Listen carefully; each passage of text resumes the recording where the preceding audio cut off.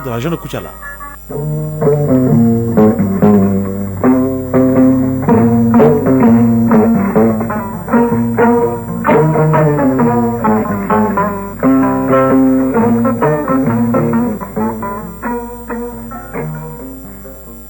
Le journal Isaac Thilou.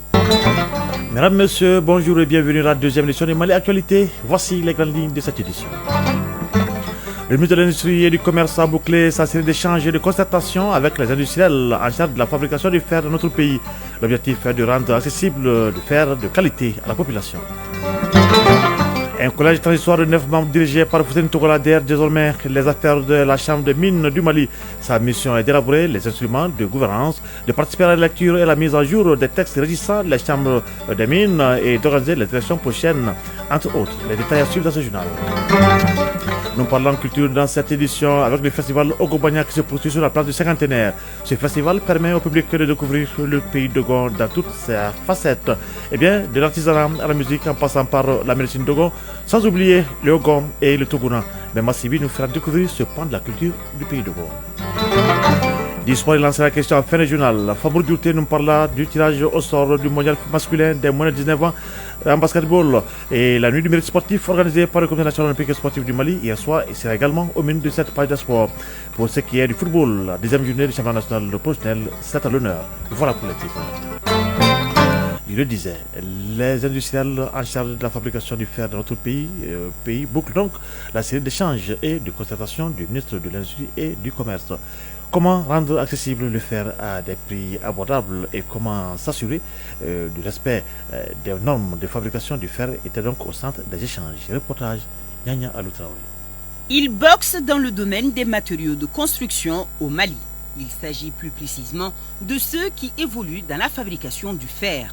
Face à eux, le ministre Moussa Alassane Diallo, engagé à rendre opérationnel l'axe 3 de la lettre de cadrage du chef de l'État, le général d'armée Assimi Goïta, concernant la satisfaction des besoins élémentaires des populations maliennes. La problématique du respect des normes en ce qui concerne les fers à béton était posée dans notre pays, a causé des dégâts dans notre pays et en toute responsabilité, nous avons décidé d'apporter une réponse structurelle et définitive au règlement de ce problème par l'exigence du respect des normes. Les mots qui minent le secteur ont alimenté les échanges. Ils ont pour nom la fraude et la concurrence déloyale, mais surtout le non-respect des normes dans les unités de fabrication. Ce dernier point est justement la goutte d'eau qui fait déborder le vase, selon le ministre Diallo. Vous avez investi dans les usines, je voudrais vous féliciter pour avoir eu confiance à vous-même et investir dans les usines dans notre pays. Mais tout cela doit se faire dans le respect de la réglementation en vigueur, de façon à préserver les vies humaines, notamment lorsqu'on parle du respect des normes pour les fers à béton. Eli Araj, e-Metal. Nous souhaitons tous respecter la demande de l'administration concernant les normes, mais en contrepartie aussi, nous, les unités industrielles, ont demandé aussi des mesures d'accompagnement de l'administration et de l'État pour qu'on puisse protéger nos industries qui font face à beaucoup de problèmes, qui sont la concurrence déloyale. Voilà, installation donc ce vendredi par le ministre des Mines, des membres du collège transitoire de la Chambre des Mines du Mali. Ce collège a pour mission d'élaborer les instruments de gouvernance qui seront soumis au ministre, de participer à la lecture et à la mise à jour des textes régissant la Chambre des Mines, d'organiser les prochaines élections de la Chambre, de rassembler tous les acteurs du secteur minier autour des idéaux et des objectifs de la Chambre consulaire et de gérer les affaires courantes. Le collège est dirigé par Fousseni Togola et est composé de 9 membres, dont essentiellement les acteurs du domaine. Reportage Mamadou Fane. Suite à la dissolution du bureau de la Chambre des mines du Mali, le gouvernement a mis en place un collège transitoire pour réorganiser et impulser une nouvelle dynamique au secteur minier. Ce collège transitoire a été installé ce vendredi par le ministre des Mines. Le collège composé de 9 membres est dirigé par Fousseni Togola, magistrat pour une durée d'1 an avec un cahier de charges bien précis. Fousseni Togola, président du collège transitoire de la Chambre des mines du Mali. Nous venons dans une situation où un peu d'éclatement au niveau donc des différents membres de la Chambre, les différentes composantes de la Chambre. Donc les premières actions qui doivent s'inscrire dans le sens d'amener les uns et les autres à se préoccuper de leur chambre. Il faut donc d'abord les amener à parler de la même façon, à regarder dans la même direction. Il y a également la relecture des textes. Il faudrait aller donc dans le sens donc de ce que le ministre a appelé les élections crédibles et apaisées. Et c'est pour faire en sorte que la Chambre du Mali soit la Chambre des Maliens, comme les autres chambres des pays voisins. Organe consultatif pour le gouvernement, la Chambre des mines est un acteur essentiel pour la concrétisation des réformes entreprises par le gouvernement. Professeur Amadou Keïta, ministre des Mines. La mise en place d'un collège transitoire à la Chambre des mines procède de la volonté du président de la transition, chef de l'État, à mettre en place et réformer l'ensemble des dispositifs institutionnels régissant le secteur minier, afin de redonner à ces secteurs tous les moyens lui permettant de répondre aux aspirations et aux attentes du peuple malien. C'est dire que les attentes sont fortes pour une redynamisation de la Chambre des mines, en vue de lui permettre de jouer pleinement son rôle. Le ministre des Mines, professeur Amadou Keïta, invite les membres du collège à avoir une démarche proactive d'écoute de toutes les sensibilités afin de rapprocher les positions dans la gouvernance des instances consulaires de la Chambre des mines. Le Centre pour la promotion de la paix et de l'unité nationale, le CPI Mali, a tenu la deuxième session de son conseil d'administration.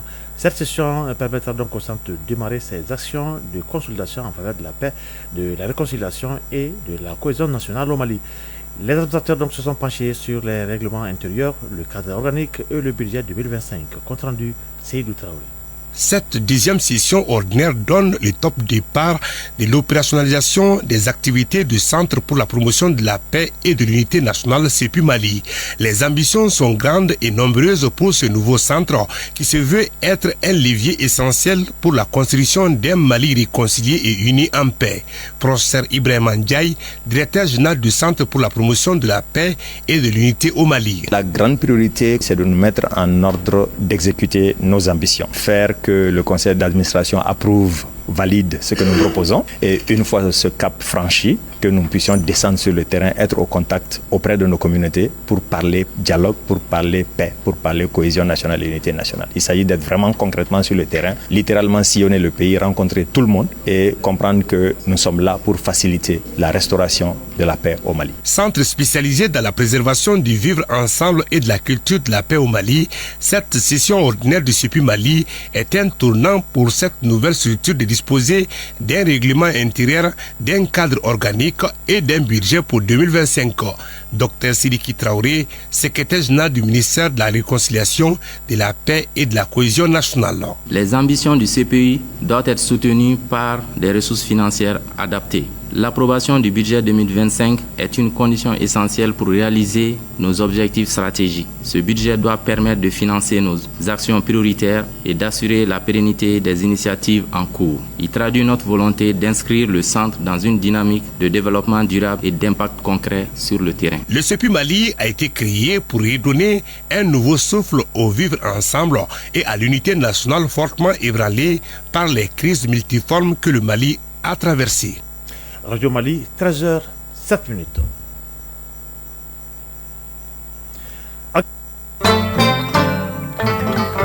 Actualité hors de nos frontières. Au Sénégal, 10 millions de francs CFA pour assistance à chacune des familles de 79 personnes décédées au cours des manifestations qui ont secoué le pays entre février 2021 et 2024.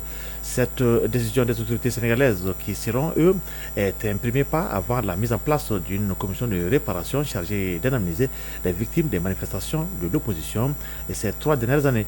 Une prise en charge médicale de 500 000 francs CFA seront accordées à chacun des 2172 ex-prisonniers politiques sous Macky Sall, répertoriés par l'Agence nationale des statistiques sénégalaises.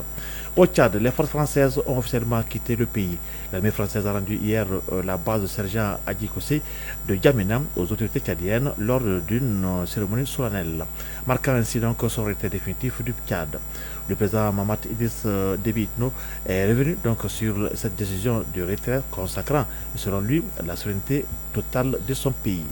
En Congo, au moins 700 morts, 2800 blessés et 150 000 déplacés suite à l'offensive du M23 selon un rapport de l'ONU. Les structures sanitaires sont débordées. Ces chiffres risquent d'augmenter dans les jours à venir avec la poursuite des combats. Depuis dimanche dernier, Goma, capitale provinciale du Nord Kivu, est donc le théâtre d'affrontements meurtriers entre les forces armées congolaises et le groupe rebelle M23 soutenu par l'armée rwandaise. Toujours à Congo, la communauté de développement de l'Afrique australe, SADC, décide de maintenir ses troupes face à l'offensive du M23. Lors d'un sommet extraordinaire tenu hier à Harare, au Zimbabwe, les dirigeants de la SADC donc ont réaffirmé leur soutien aux forces congolaises. Emerson Mnangagwa, président du Zimbabwe donc, et de la SADC, a souligné l'importance d'adopter donc des mesures audacieuses pour renforcer la mission de maintien de la paix en RD Congo. Retour à l'activité nationale pour parler de culture. La deuxième édition du festival Ogobanyan se tient sur la place du Cinquantenaire. Ce festival permet au public de découvrir le pays Dogon dans toutes ses facettes, de l'artisanat à la musique en passant par la médecine Dogon, sans oublier le Ogon et le Toguna. Ben Massibi nous invite donc à la découverte des merveilles du pays Dogon à la faveur du festival Ogobanyan. Le festival Ogobanyan, c'est une sorte de transposition du pays Dogon à Bamako. Le public peut y découvrir le Toguna et toute la symbolique de cet espace de vie communautaire. Professeur Adigné Togo, président de la commission d'organisation du festival Ogobanyan. La place que le Toguna occupe dans le village, c'est comme la tour de contrôle. Et quand vous allez dans un village Dogon, le Toguna il est sur une place où généralement toutes les grandes voies passent par le Toguna. Donc pour son aspect sécuritaire, tous ceux qui surveillent les villages, ceux qui sont tout autour du Toguna savent combien de personnes ont traversé les villages, ils sont venus d'où, ils sont partis vers où. Ça c'est un premier. Le deuxième, le Toguna, ça sert de causerie, mais c'est un palais de justice. S'il y a une mésentente, s'il y a un jugement à faire, le chef de village vient dans le Toguna. Le Toguna, il y a une porte d'entrée, il y a une porte de sortie. Vous voyez la hauteur du Toguna. Quand tu es en train de parler, tu te fâches, tu te lèves, tu risques de ta tête va cogner.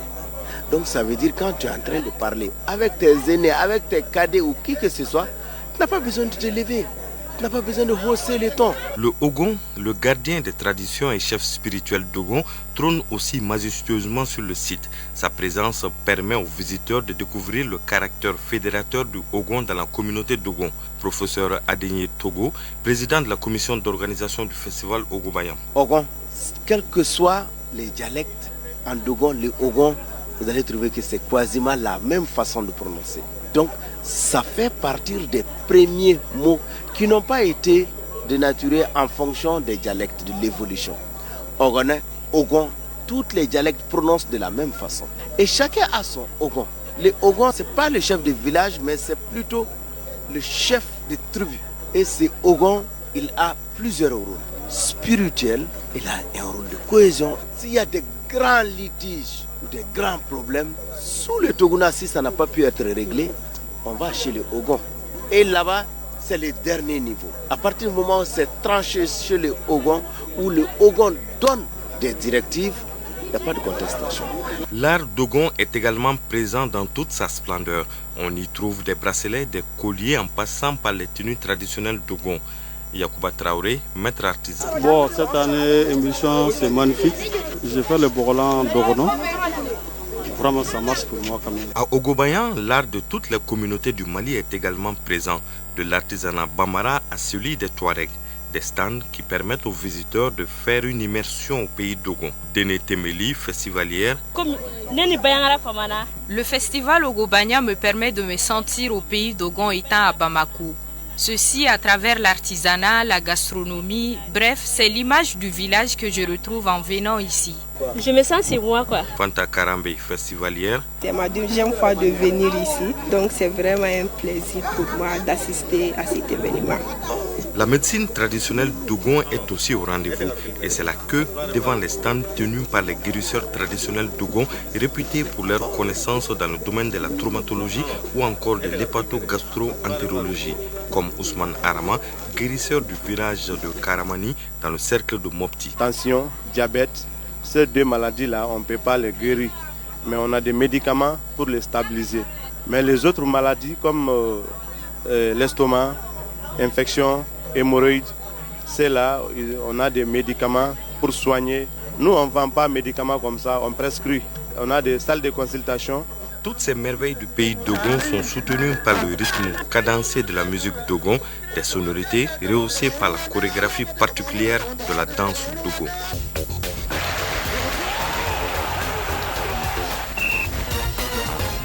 Salaire du sport. En basketball, le tirage au sort du mondial masculin des moins de 19 ans 2025 a été effectué ce vendredi.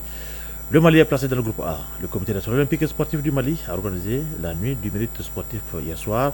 Et en football, la 10e journée du championnat national professionnel commence ce week-end.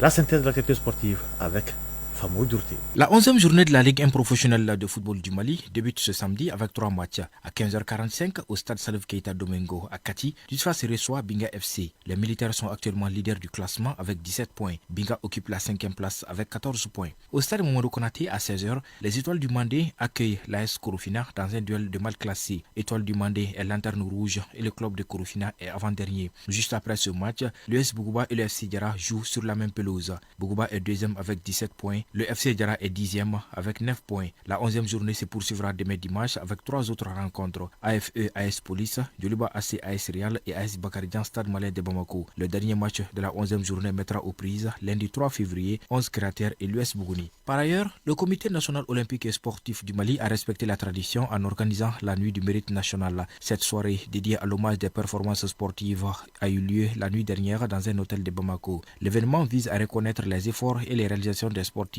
qui ont contribué à la notoriété du pays sur la scène internationale. Une nuit du mérite sportif qui a été également l'occasion de rendre hommage aux vétérans du sport malien, notamment Kisma Silla en athlétisme et Djugal Touré en volleyball. Ces figures emblématiques qui ont pavé la voie pour les générations futures ont reçu des distinctions pour leur contribution exceptionnelle au développement du sport dans le pays. Au cours de la soirée, les meilleurs athlètes de l'année ont été mis à l'honneur. Un autre moment fort de la nuit a été la récompense de la meilleure équipe nationale. Cette distinction a été attribuée à l'équipe U18 de basketball qui a fait preuve de dévouement, de discipline et d'excellence lors de l'Afrobasket des moins de 18 ans 2024 à Pretoria en Afrique du Sud. La meilleure fédération sportive a également été couronnée lors de cet événement et c'est la Fédération malienne de basketball qui a remporté ce prix.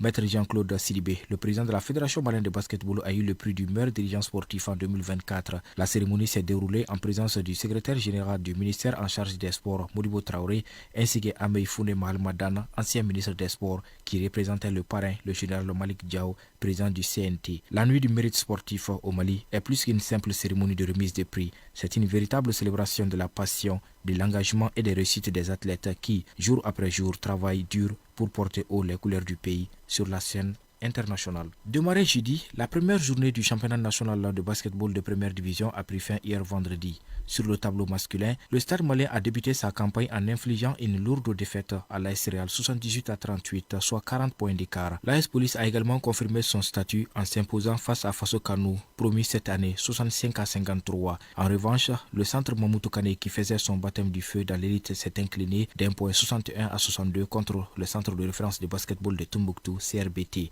Et l'USFAS a montré sa détermination en venant à bout d'Atar Club de Kidal, score 71-53 en faveur des militaires. Le tableau féminin a également offert son lot de performances intéressantes. Le Stade malien a surclassé l'AS Real 82-67. La capitaine Sadissa Aïssata Tolo a terminé MVP avec 21 points et 3 rebonds défensifs. L'AS Police a pris le meilleur sur le promu, l'AS Commune 5 74-55. Soumeya Toudambélé de l'AS Police s'est illustré en marquant 23 points et prenant 4 rebonds offensifs. Calaban Sport Club KSC a fait forte impression en dominant le CRBT, l'autre promu, 57-39. La surprise de cette première journée est venue du Djoliba AC qui a perdu par forfait contre l'USFAS. Le Djoliba s'est présenté dans la salle à l'heure du match sans les licences des joueuses, oubliées au quartier général. Un incident rare dans le monde du sport qui mérite d'être souligné. Toujours en basketball, le tirage au sort du mondial des moins de 19 ans masculin a été effectué ce vendredi en Suisse. Le Mali a hérité du groupe A en compagnie de l'Argentine, de la Serbie et de la Nouvelle-Zélande. Les juniors maliens seront à leur 5e participation après 2007, 2017, 2019 et 2023. La meilleure performance des nôtres, il faut le rappeler, c'est cette deuxième place obtenue en Grèce en 2019. Le Mali avait été battu en finale par les États-Unis 93-79. Voilà, Fabio, tu t'es bien dit. Ce journal s'arrête pendant qu'il est 13h passé de 19 minutes à Nonsambou, dans le secteur de Kouloukani, et à Badogo, dans le secteur de Yamfolila. Un journal qui a été présenté par Isaac Tienou, avec la communauté technique de Alimata Ouattara, mise en ligne Badji Touré, réalisation de la Diakité Draman Sanogo. Merci à Brahma Traoré pour la suite de cette édition. Du prochain rendez-vous avec l'actualité sur nos antennes, c'est pour 19h30. D'ici là, le programme se poursuit. Tout à l'heure, les informations sur le temps, suivi du journal interrégional avec Mohamed de Sangaré. Pour ma part, je vous souhaite de passer un excellent moment en compagnie de Radio Mali. Au revoir.